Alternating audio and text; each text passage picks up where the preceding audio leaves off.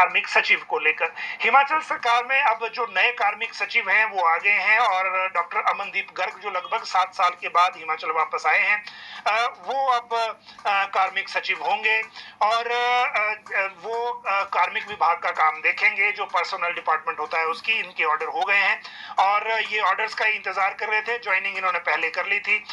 इसके बाद अगली अगर हम बात करें तो मुख्य सचिव की मैंने आपको बता दी कि वो जॉर्डन चले गए हैं, तो अब कैबिनेट की बैठक उसके बाद ही होगी। रुके रिजल्ट को लेकर स्ट्राइक का एक नोटिस आया है और ये नोटिस हमें भी मिला है। जब इसके बारे में डिस्ट्रिक्ट एडमिनिस्ट्रेशन से पूछा गया तो डीसी शिमला के पास ऐसा कोई नोटिस अभी तक नहीं है। वैसे ये एसपी को एड्रेस है और एसपी ऑफिस में एड्रेस किया गया है इसको और एसडीएम शिमला अर्बन को भी साथ में भेजा गया है। हो सकता है डीसी तक पहुंचने में अभी टाइम लगे, लेकिन जो इसका कंटेंट है वो ये है कि इसमें सिर्फ इंटीमेशन दी गई है इंडेफिनिट स्ट्राइक की और ये है पोस्ट कोड 962। ये सेक्रेटरीट के क्लर्क हैं और ड्राइंग मास्टर पोस्ट कोड 980। ये 10 जुलाई से सेक्रेटरीट के बाहर, सचिवालय के बाहर अनिश्चित काल के लिए हड़ताल ये अभ्यर्थी करने का नोटिस है। ये जो नोटिस है ये लिखा गया है aspirant of secretariat clerk post code 962 और ड्राइंग मास्टर पोस्ट कोड 980। नाम किसी का नहीं है, सिग्नेचर किसी के नहीं है। और जो दूसरी बात इसमें टेक्निकली ये है कि वैसे तो स्ट्राइक क्योंकि लोग रिजल्ट ना आने से काफ़ी परेशान हैं और इसके कारण इस तरह के स्टेप भी ले रहे हैं, लेकिन जहां तक सेक्रेटरीट के धरने की बात है तो वो जो नोटिफाइड एक एरिया है जहां पे ना प्रदर्शन हो सकता है, ना धरना हो सकता है, ना हड़ताल हो सकती है।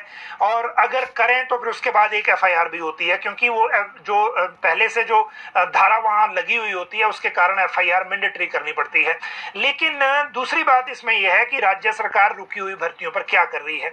कल हमने आपको बताया था कि सुबह जब मुख्यमंत्री ने फोन किया, क्योंकि हमीरपुर में सीएम है बड़े दिन से अब और 10 या 11 तारीख को शिमला लौटेंगे, तब तक हमीरपुर में ही है। आज बारिश के बीच में भी उनका दौरा वहां लोकल जारी रहा, लेकिन शिमला आने के बाद ये पता लगेगा कि वो इन सारे मामलों में क्या करेंगे और क्या कर रहे हैं।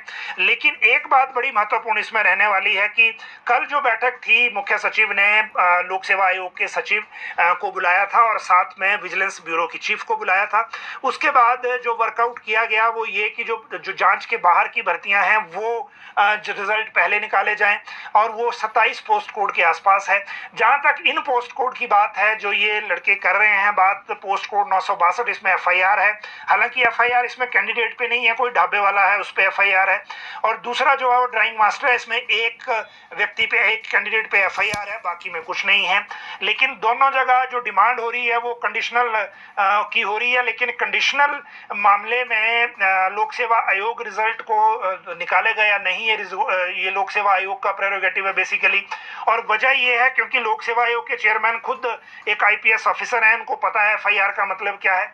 और दूसरी बात इसमें यह है कि जब जिस केस में एफआईआर होती है उसमें प्रेजेंटली चाहे एफआईआर एक ही व्यक्ति पे हो, लेकिन जब चेन खुलती है जांच में चार्जशीट के दायर करने के दौरान या दायर करने के बाद, तो फिर वो कई बार जो मामला है वो दायरा उसका बढ़ जाता है।